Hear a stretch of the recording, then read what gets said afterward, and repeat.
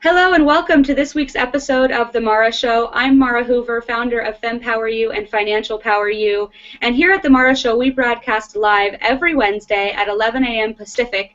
We bring excellent guests and experts in the areas of personal development, business, and relationships. And today I have an incredible guest and good friend of mine with us today, and that is Liz Goodgold. I'm going to go ahead and read her intro, and we're going to have a fun conversation about branding and marketing. So today, as I said, we have with us a branding guru who is as good as gold, Liz Goodgold. Liz is an author, coach, and motivational speaker who shares how to brand out, stand out, and cash in on your business. This fiery redhead is a former brand manager at Quaker Oats, business editor at Times Mirror, and lowly book schlepper at Macmillan Publishing. She gives over 75 talks per year across the globe. Liz really knows what she's talking about. She's appeared on virtually every network, including CNN, CNBC, NBC, ABC, CBS, PBS, and the entire alphabet soup, and perhaps even PMS. She is the celebrity branding expert on Hollywood Scandals for season 1 and 2. Liz is the author of 3 books: Red Fire Branding, Creating a Hot Personal Brand to Have Customers for Life, and Duh Marketing. Her 3rd book, Red Fire Speaking, How to Speak Gooder, is available right now for pre-order. So here to share with you all the secrets you need to know to create a sizzling brand is Liz Goodgold. Liz, welcome to the show. Thanks for being here today. It's great to be here. It's always going to be fun with you, Mara. Yes, we always have a good time, don't we? We do. Okay, so I want to jump right in. We have viewers here live, and this is also being recorded, and the archive is going to be available at themarashow.com. And as I said in the introduction, this is really about speaking to business owners about what's going on in their business, and especially your area of expertise, which is marketing and branding. So I want to jump right in and find out what are some of the key components that a business owner or entrepreneur needs to have in their marketing and branding arsenal. Well, the first thing to remember is that if you are a small business owner, you are the brand. You are your own walking, talking mascot. And as a result, everything that you say, do, send, whether it's intentional or unintentional, influences someone's perception of you.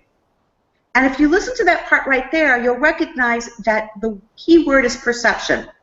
Because the definition of branding is not what you say you are, it's how others perceive you.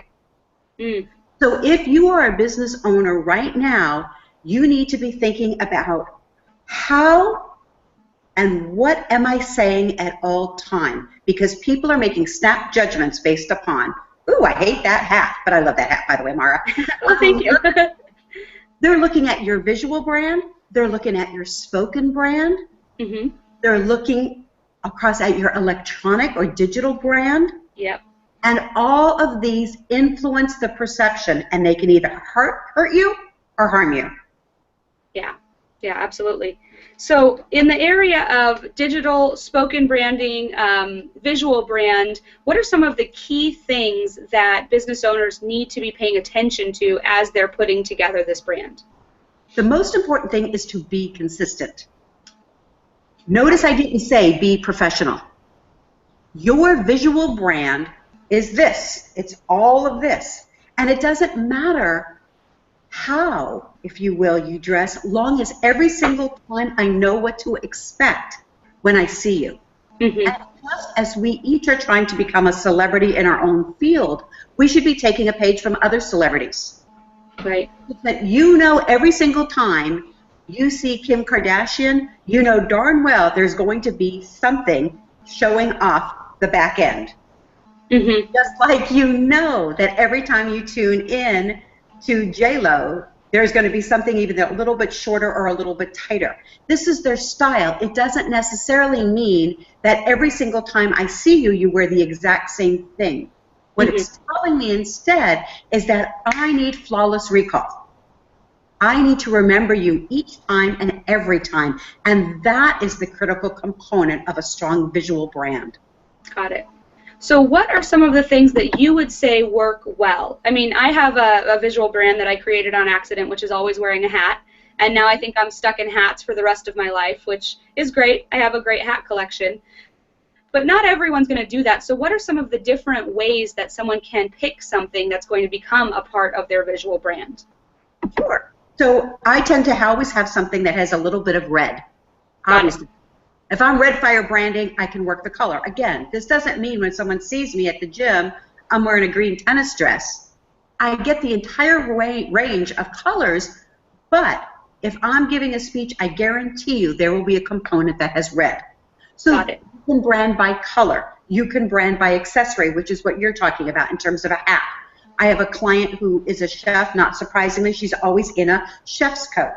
That makes sense. Mm-hmm. Sometimes it can just be a style. I've given lots of speeches, for example, for hairdressers. Well, needless to say, hairdressers, unlike me, never have one single hair out of place. That becomes part of the visual brand. Got it. It could be the bow tie for a man. It could be the kickin' cowboy boots that you wear. It could be the fact that you are always at the peak of fashion. Again, it's not so much what it is, it's that you are consistently employing it, and that's what works for you. On the opposite end of the spectrum would be if you don't look appropriate for your career. And it's odd, and it seems so amazing that I still see this, but I do. I mean, I'm doing some coaching, for example, up in Los Angeles, and here are two very high-level female executives, but one of the reasons that they're not being literally and figuratively invited to the table is because they don't look put together.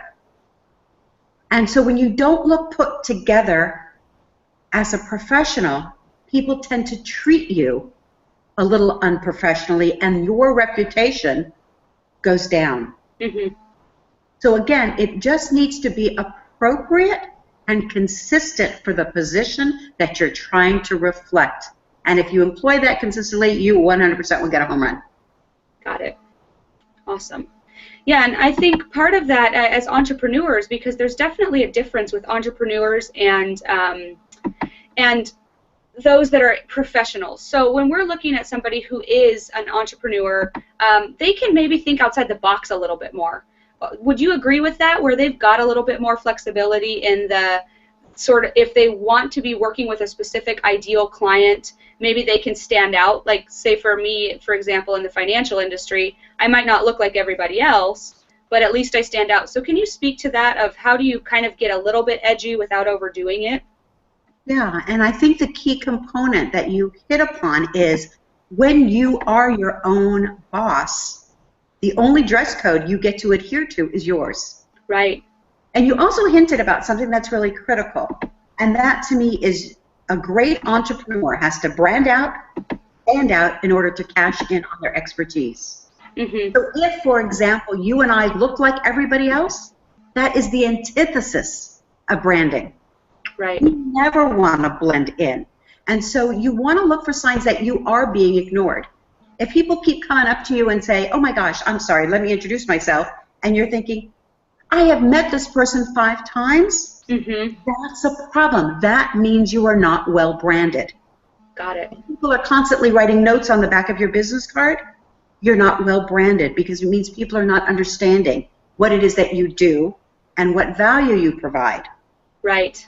So I think you're really looking for a context that makes sense, that's appropriate, but you 100% are looking for, how do I be just a little bit different, even at a glance, from my competitors? Got it. Okay, so there is definitely a place then for it, within entrepreneurship especially, for a little bit more uniqueness than maybe what somebody in the career or corporate world might have to align with. Yes, absolutely. Awesome. Okay, so you also mentioned that there is a digital brand. Let's talk a little bit about what digital branding looks like and what people need to be aware of as they are building their brand online, even if they're doing it on accident. Yeah. You really want to make sure, excuse me, that you're projecting what you want to project. So I think it's easy when you've had a horrible day to feel as if you just want to put on Facebook, this day was exclamation marks and perhaps some curse words. Right. Well, we're really hopeful that tomorrow's going to be a phenomenal day, And in hindsight, you don't want to look at that and say, oh my goodness, I really undermined me. And that also becomes really important because I think that curse words, for example, can just keep you out of so many circles. So when you're posting anytime, I think it's perfectly fine for it to be a function of your brand DNA. If you're always fun, then your posts need to be fun. But I don't think you want to go over the edge. And it's really the point of, would you be happy if your mother saw this, your son saw this, or your grandmother saw this? And if you feel good and positive, then feel free to hit post. If you're a little bit concerned that I may have hurt someone, embarrassed something, this is not positive, this does not help me, then shy away. And I think it also makes sense when it comes to social media to figure out what you will and what you won't talk about. So you're not always entering the conversation. And this is the same rules that I employ when it comes to media. And let me be clear. So I remember I had been called, for example, from the New York Times. And I'm thinking, oh my gosh, this is the greatest thing since sliced bread. And they said, Liz, we really want to talk to you. You're a branding expert. And it was, could I comment upon Israel's brand and how it works vis-a-vis the Middle East crisis? Well, let me be clear. I am a branding expert, but I am not a political expert. And I couldn't figure out how I could lend anything to the conversation that wouldn't come back and bite me in the butt. You follow me? So it was a matter of deciding, when am I going to chime in and when am I going to shut up? Yeah. I often say that it's better to have a mouthful of blood, meaning you have bit your tongue so hard so you don't say anything, than to try to put the words back in your mouth. Biting your tongue is a strategy you learn really well as a mom. You want to say something and you decide you are biting your tongue and you are saying nothing. Right. Wow. And sometimes there's a platform to say something, and that's the area that you've been kind of moving in that direction with your new book, How to Speak Gooder, and calling yourself a motivational speaker in edutainment. You've got all of these great little buzzwords that help you to stand apart. And one of the things that we were talking about before we started the show was everything that you're doing in that space of speaking, and that being part of a brand overall. Can you speak to that a little bit for entrepreneurs, especially maybe those who have never thought about speaking? Well, I really want to talk about this because we actually speak less today than we used to. And of course we speak less than we used to because I will text you or I will email you versus picking up the phone and talking to you. Yeah. As a result, therefore, when we do speak, it matters more. And all of these other influences, meaning the on-demand media, all of these great TV shows, even YouTube has the highest quality, that the expectations of our listener has gone higher. As a result, we want to make sure that when we speak gooder. We have to have an entertainment factor. Right. We can't just speak at somebody any longer. We need to engage with them. We need to tell stories. We need to give some examples. We have to bring a subject matter to life. And that, to me, is really, really important. I think that you're also seeing, and I thought it was kind of cool that you noticed it, is one of the key things that combines both the branding and the speaking is to make sure that you do have a proprietary vocabulary. And though that kind of sounds so highfalutin, all it means is simply this, that you have words and phrases that you own in your prospect's mind. So let me be really clear. If you're like me and you just absolutely love to cook, so there might be the Food Channel on, and you're listening to the Food Channel, and you listen to Sandra Lee. And Sandra has her whole brand, and that's part of her vocabulary, called semi-homemade. Well, she owns the term and has built an entire empire on that term. So she's got the TV show, she's got a magazine, she does speaking, cooking lessons, everything under is that umbrella of semi-homemade. If you turn to a different show, you might hear Rachel Ray. And Rachel Ray took something that you and I had in our cupboard called olive oil, and she rebranded it as EVOO. Yep. That becomes part of her vocabulary. If Emeril Lagasse is throwing on an ingredient and he's saying bam, that becomes his word. If Martha Stewart is doing something and it's a good thing. So what I'm really arguing for is for every entrepreneur right now to start creating a list of what become their words of wisdom, what becomes dantastic, what becomes part of their Juniverse, what makes them part of the little monsters. Because each one of those that I've given you as an example, their raving fans have adopted a term. And when you have fans who are maniacs, who are gleeks, who are your little monsters, who are fannibals, fans of the Hannibal show, you realize that you have reached icon brand status. And that is pretty darn good. Absolutely. Now, when we talk about icon brand status, I think for some entrepreneurs that are maybe at a local level, they're thinking, well, that's not me. I'm never going to be on, on national television.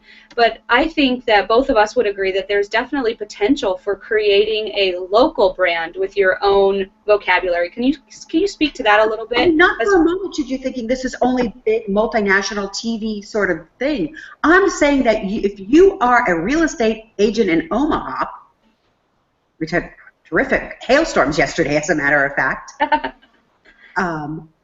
you still can brand out and stand out. Ask that real estate agent. If every other agent is talking about, let me show you a house, you might be the one saying, let me go show you, I only show villas, or I only show suites, or I only show whatever the heck it might be. So you can still use a proprietary vocabulary even at the local level. And part of that, being unique and standing out, might actually be the ticket to getting you to ratchet up just a little bit more and actually moving you from a local level to a regional level to a state level to a national and eventually international.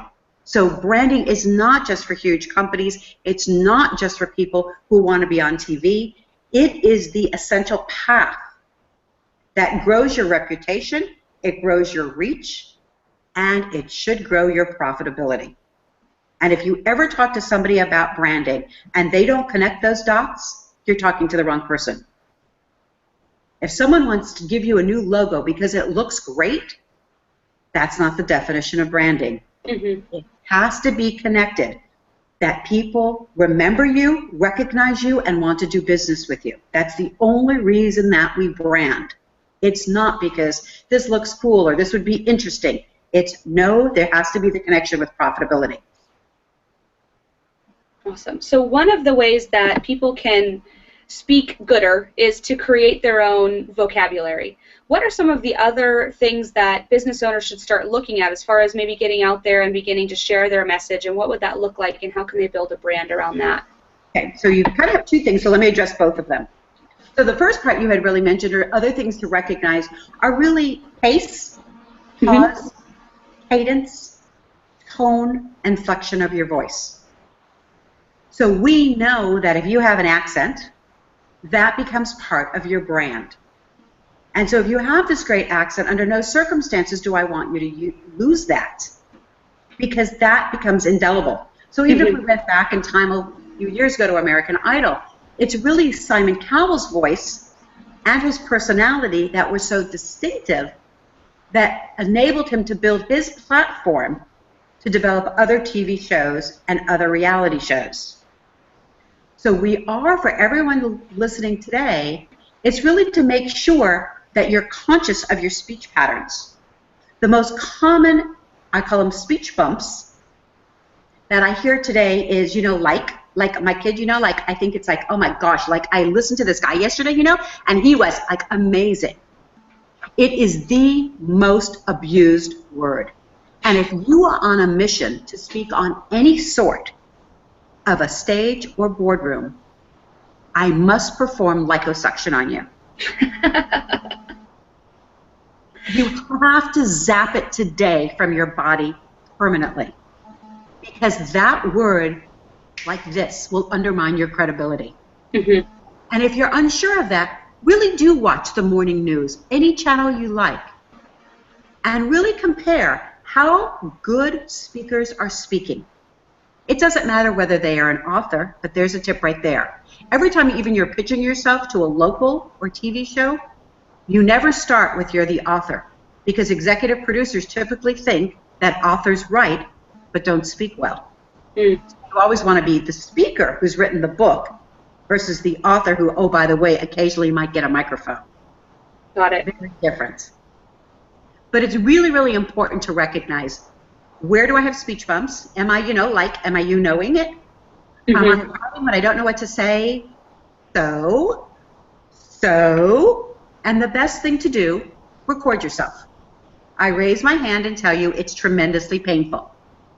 Listening to yourself, and you're going, gosh, do I really sound like that? Yes, you do. Get used to it. You need to be able to recognize your own voice and know what you're projecting. Other thing, and this happens more to women than to men, and that is they tend to raise their voice as if they're answering or asking a question.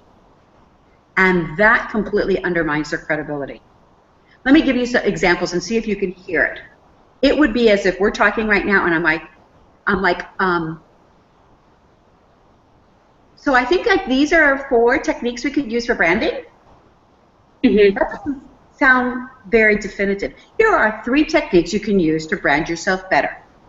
Think clearer, create a visual brand, and create a very strong digital brand.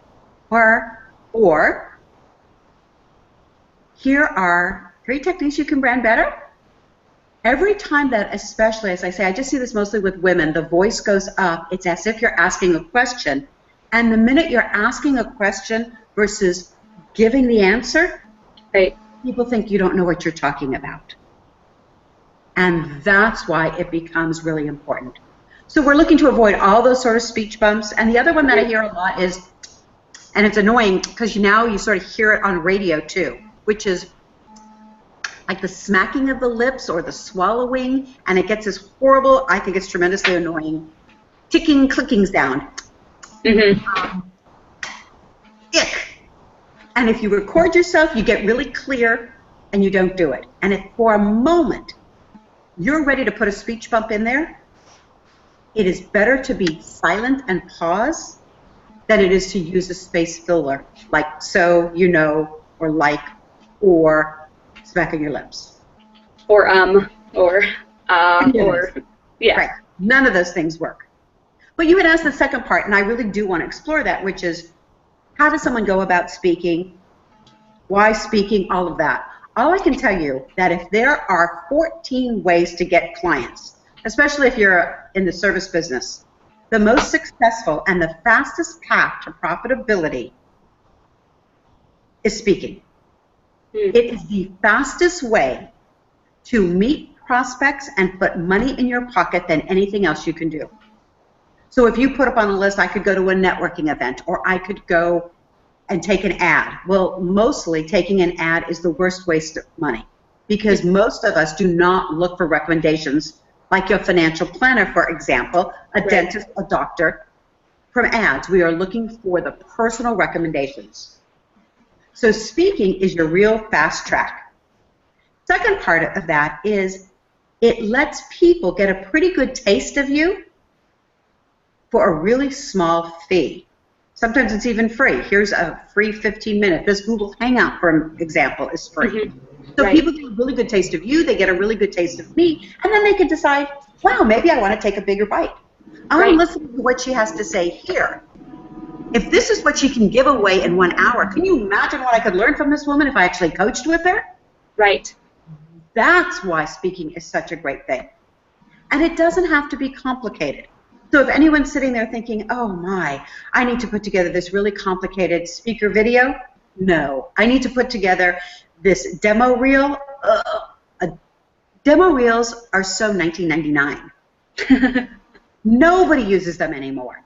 The way people hire speakers today is just like you do anything else. You pretty much put your hands on your keyboard, you go to Google, and you look for financial expert, branding expert, greatest CPA, a way to reward employee, motivational speaker. These are what you put into search engine. And all that the speaker and people who book speakers or even Chamber of Commerce, for example, are looking for is, even in a 2-minute clip, are you interesting? Is your visual brand pleasing? Do you have value? Yeah. So chambers of commerce are amazingly great places to speak, as are women's groups.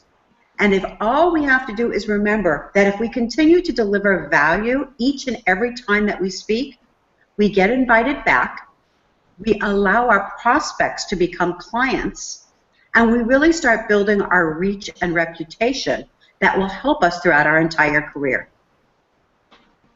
If there's only one thing I would encourage more entrepreneurs to do, it would be that. Start speaking. And I really don't believe in this whole process of, well, I'll go ahead and speak, but I really won't. I'll just hint at it. And I'll make sure that they understand that if they purchase from me or they coach with me, then they can learn more. I think that's really manipulative selling. Mm-hmm. I think it's perfectly appropriate, if you're only speaking for 20 minutes, that you can share 3 great branding strategies. Clearly, there's 20 more, and here's how they can work with you to understand more. But there's no way I would go up to give a talk and talk about why it's important and never give you any good strategies or tactics and tell you the how. Mm-hmm. Because then I feel like I've really wasted your time. And if all to me is that so important is that you build a reputation and a relationship on trust, well, it seems to me from the get-go, then I've destroyed that trust. Mm-hmm. Because I haven't given you enough for me to say, wow, I loved what I heard today.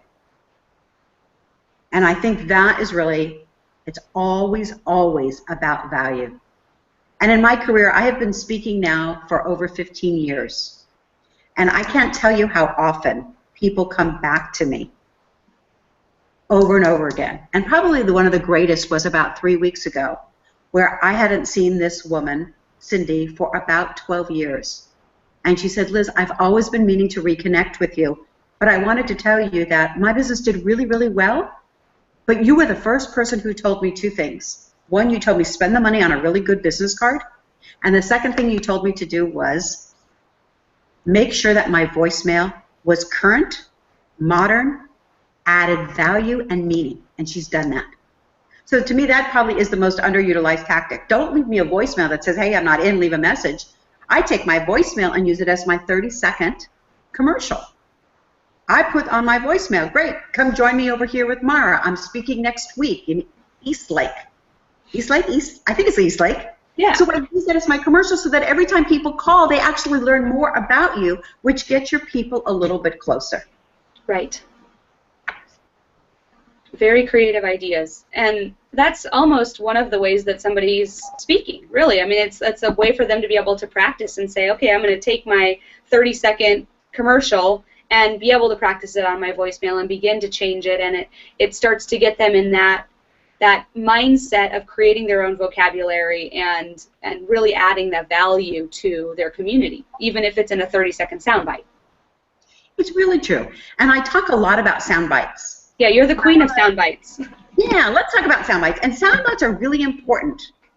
And they're important if you're doing media. And again, I don't want the idea of thinking, oh, you're only talking about national TV or whatnot. To me, a sexy sound bite is simply something that you've practiced, that you know, that you can pull out of your hip pocket when you need it because it works. Mm-hmm.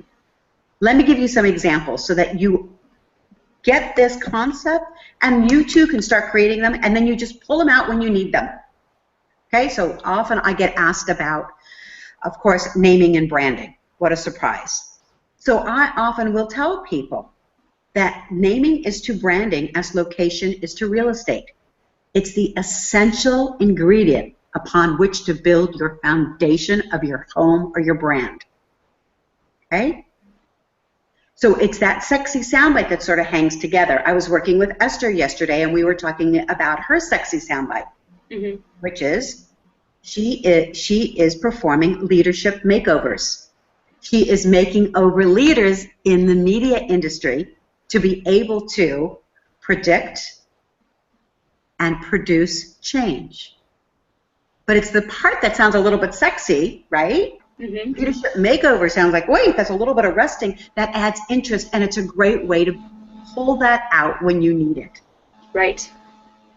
And that's really what I'm saying. If you practice them, they eventually come off effortless, but they really enable you to prove your point. And then if you take it to the next step, it's really important, because when you go on to do media, and it can be radio, it can be Google Hangouts, it can be Blog Talk Radio, Mm-hmm. or it can be national TV, you recognize that you do want to have these sexy sound bites because those become quotable. Mm-hmm. Here's some more. Paying for water is like paying for gravity. Tap water works just fine, and it's free. You see how someone would pick that up? You know, here we have 700 million bottles of plastic that need to be recycled from buying bottled water. Right. Okay? Another way to do it is to use metaphors. The new detective in Mexico is like the Elliot Ness of the 1920s. He is on a mission to get rid of the outlaws. So do you see what I'm saying? They help create understanding. They're a little bit tighter, and they hold it together. So in my intro, you were talking about that I was doing season 1, and I just did another segment for Hollywood Scandals. And I was talking about Madonna. And so some of the sexy sound bites that I rolled out there included, the only constant about Madonna's brand is change. Great quotable. And again, when you do media, especially if you're doing media and what we call B-roll, they're going to keep taping. You say it and you give the pause, and therefore your producer can easily go back and cut it up and edit it. Mm-hmm. Okay? They asked me about Madonna's name. And I said, it's almost as if her mother had divine intervention when she christened her Madonna. It was her name from the get-go that emboldened her to go ahead and really reach superstardom. Mm-hmm. So one of the things that I recommend everybody to do is to really work on, what is your sexy soundbite? How can you talk about you or your business or some other services that you offer so that somebody eventually gets it? And I really had to master this task because I started out at Macmillan Publishing as a book schlepper. I literally was selling college textbooks, this is true, to college professors and asking them to adopt my book over somebody else's book. Well, I was constantly trying to compare. And then it was in the area, let's say, of general fiction, I would say, this book is just like Sue Grafton, who wrote A is for Alibi, but the investigator is a 12-year-old girl. This book is just like Tom Clancy, and it's about warrior in the Cold War, but it's set in the future.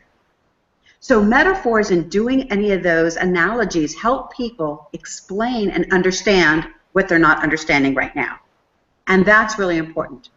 You're always looking for a way for people to say, yes, I understand exactly what that person does and exactly what that person does to add value as a provider. Great. So much amazing information, especially in the area of speaking. And it's a lot to begin to look at when you start to say, okay, I'm going to really take a wide glance at my full brand, looking at what's my visual brand, what's my digital brand, what is my speaking brand, have I created a vocabulary?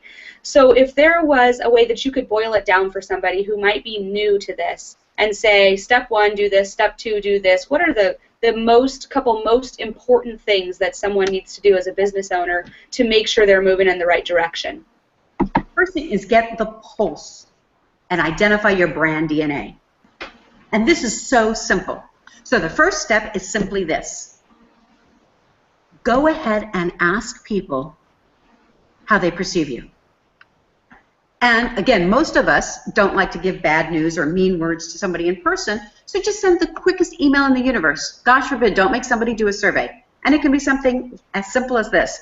I'm working on my brand. On this email, just quick, respond to me the first 3 adjectives, describing words, when you think of me. You could send that out to clients, customers, vendors, colleagues, or to the fish that got away. And the fish that got away are that massive big client that you thought you had on the hook that you were just about to reel in for lots and lots of dollars, and they snapped the line and swam to a competitor? That's the person you want to ask as well. So when you collect those data points, if you will, you're looking to see what do they say about you. Mm-hmm. And what happens is often your eyes get opened. I was working on this for myself after I had just given a speech. So I had given an evaluation, and I said, just write down 3 words that describe me. And I read 24 comment cards. 24 out of 24 people wrote the word energetic. I have never used the word energetic in my life to describe myself. Ever. I looked at this and I'm laughing. Energetic, energy, fireball of energy, energy, energy, energy. And I finally said, I added the word finally to my bio on my website. I hadn't, do you see what I'm saying? Yeah, yep. Fish can't see water. We do not have the tools to recognize our own brand in the mirror.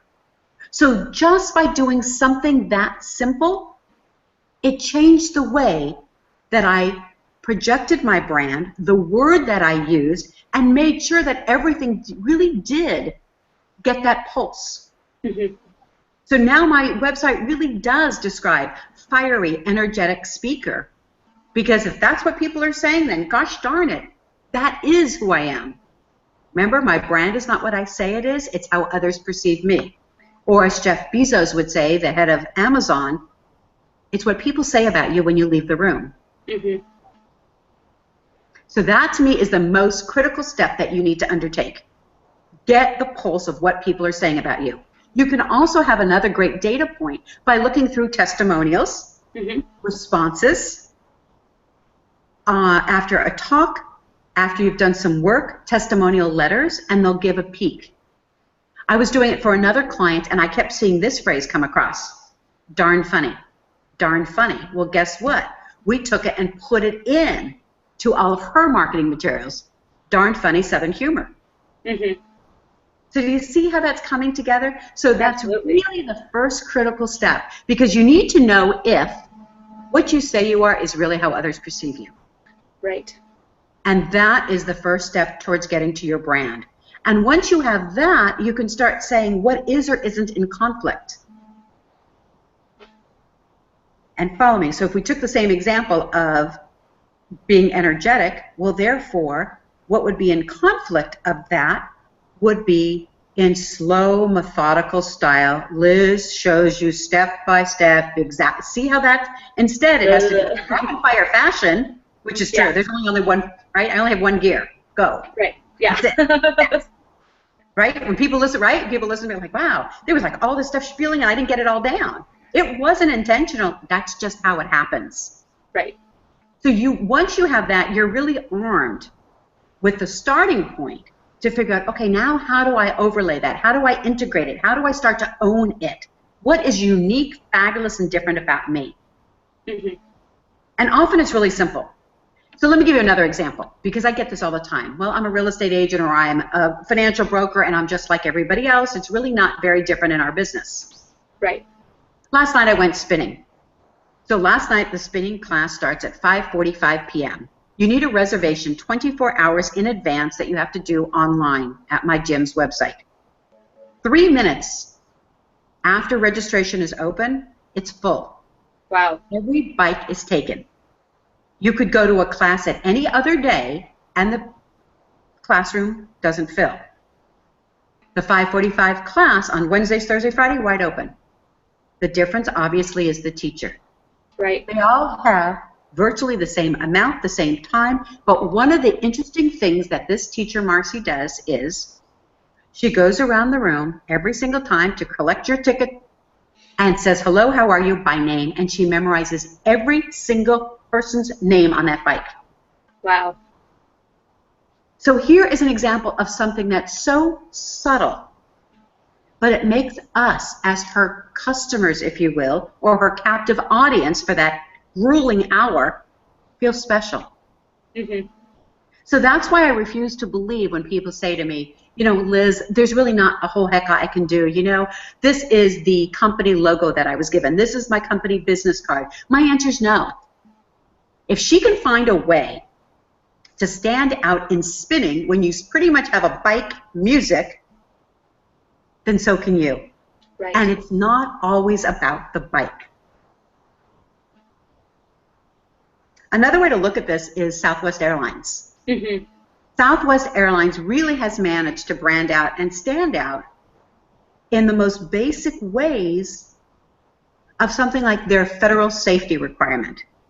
Perhaps you've seen it online because these people really inject fun and humor into their brand. Right. But here is a federally mandated safety warning, and yet a flight attendant still manages to stand in the center of that cabin, do a safety warning, and I heard one say this: in preparation for takeoff, please make sure that your seat, tables, and chairs are in the upright and locked position. If you're traveling with a child or somebody who's just acting like a child, please make sure that in the advent of an emergency, you please put your mask on and then put your child's mask on. If you're traveling with one or more children, please pick the child with the most potential. Okay? I'm laughing. I thought that was hysterical. But it showed me that, yes, she got her safety warning in, but Right. she also gave me a good indicator of her funkiness, her quirkiness, and the essence of what Southwest Airlines is, and that is always, always having a sense of humor. Mm-hmm. That's a great example. For those of you that are just joining us, I'm Mara Hoover, founder and CEO of FemPower You and Financial Power You, and host of The Mara Show. We have Liz Goodgold as our guest resident expert today on branding and marketing. We've had an incredible conversation, and one of the things that we love to do at The Mara Show is bring these resources to you and ask each of our guests to give you added value. So each guest that attends and presents on The Mara Show gives away a gift. And so today I'd love to ask you, Liz, what you're giving away, a little bit more about how people can work with you, what that looks like, what your areas of expertise, and how you work with clients would be so that they can know what those next steps would be. Sure. So first part is my freemium, if you will, is on the front page of my website, redfirebranding.com. And what's really great about this, it's called 99 Surefire Ways to Build Your Brand and Business. And virtually every client that's worked with me has not only downloaded this, but printed it and used it as a worksheet. So it will ask you some of the things we talked about today. What is unique about you? Do you have a brand vocabulary? Is your brand name distinctive? Do you have a great domain? Can people spell your name? And it's sort of like a checklist for building a great brand. And at any point you're going through that and you have a big question, circle that, because that means that your brand is not complete. And so what I do is I really work with entrepreneurs who are trying to figure out either what makes me unique or different. So at any point you're sitting there and you're struggling, yes, that's how I help. Mm-hmm. The second time that I really work with folks who are doing okay, but they're not making the money they deserve. And again, to me, you don't brand unless it's connected to profitability. So a lot of my clients come to me and maybe they are just about ready to crack 6 figures, but they can't figure how to get way over it. That's when they come to see me, because I'm really great about monetizing your message, finding additional channels and other revenue streams. Because if you just have one revenue stream right now, gosh forbid we have another recession like we did in 2007, 2008, you could be stuck. And this is where I speak all from experience. Because in 2007, yours truly had almost 90% of her revenue coming just from being a speaker. Well, you do not have to be a great scientist to discover that 2007, virtually all conferences were canceled. Right? Recession doesn't support. Let's just spend money and travel across the country and go listen to speakers, even if I'm going to arm you with great content. Right. So all of a sudden in 2007, I saw 16 out of my 16 keynote speeches disappear like that. And therefore, when I'm coaching other people, I'm 100% looking at what are the other ways that we can derive revenue? How can we have expected revenue? budgeted revenue, recurring revenue, over and over again. And what can we do so that there's a little bit of diversity, so if one part of your business falls apart, we don't knock down your entire branding house. Mm-hmm. So really important in that. And when I work with people, I work with a lot of speakers, I work with a lot of authors, I work with a lot of female entrepreneurs, and it's always coming down to, how can I figure out how to brand out, stand out, and cash in on my business? That's really what I love about what you've created in your business, Liz, is as much as you have these areas of expertise, when you worked with me, it was and coached me, it was specifically around the things that I needed to work on. And I find that sometimes there are existing coaching programs where it's kind of like a plug and play, and it doesn't necessarily get to the nuts and bolts of what the particular client needs. So for those of you that are here watching, and if you're thinking, well, what is my brand, I would encourage you to head to themarashow.com. Underneath the archive of this video, there's going to be an easy button that you can click that'll take you right over to Liz's website. You'll be able to download her 99 surefire ways, which is basically the checklist of how you're going to discover what pieces are missing in your brand. And then I encourage you to follow up with Liz and find out more about how she can help you to develop and, as she says, cash in on the brand that you're going to be able to create in the marketplace. So Liz, I want to thank you so much for being here with us today. Do you have any final closing comments that you'd like to make before we wrap up? Sure, I think I always have something to say, don't I? I know that about you. Rhetorical question.